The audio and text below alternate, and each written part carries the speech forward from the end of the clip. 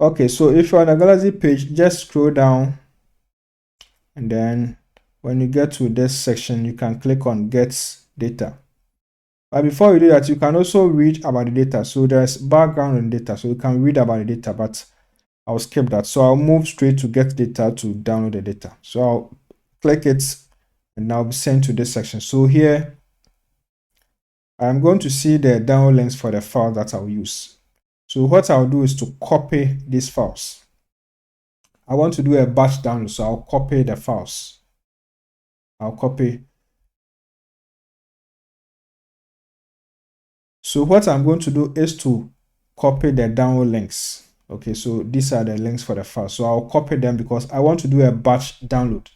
So I'll highlight them like this, and then I'll copy. But alternatively, you can also right click each of them, like open in a new tab or open link, and then the files will be downloaded for you. So you can do that one by one to download the files. Okay, you can do, but I would like to do a batch download, so I will copy everything here, and then I'll go to my terminal. So I'll go to my terminal and then create a bash script, and in that script I will enter the links, and then I will download the file. So let's go to the terminal. So on the terminal, I'll create a bash script. So I'll say nano. So that is nano. So I'm using the nano command to open a file. Okay, you can use any text editor, VNI, or any text editor for that matter, but I prefer to use nano. So nano, and then I'll specify a name. So I'll say download data.sh, and then I'll enter my shebang line. Then I'm going to paste the links. I'm going to use wget to download the file. So what I'll do is to issue wget at the beginning of each line, like this. And then that'll be it. So wget, and then I also supply it with the links. Let me just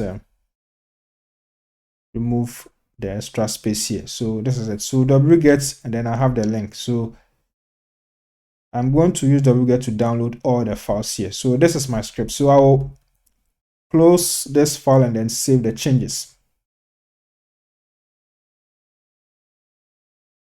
I'll also do this. I'll do an ls just to check the file. So this is the file, the script. So I'll now add execution right. So I'll say chmod +x, and then I'll specify the file name like this. So now I'll do an ls again. And depending on the Linux system you are using, or the Unix system you are using, depending on the system you are using, you are going to see the color of the file change. So that's it. So now I'm going to execute this command to download the file. So I'll say /download data.sh, and then I'll execute it. So the files will be downloaded for me. So let's wait for the files to download. So here, you don't need to write a script for it. The most important thing here is to download the files. So whether you use a browser or you write a script, just make sure you get the files. That is what is important here.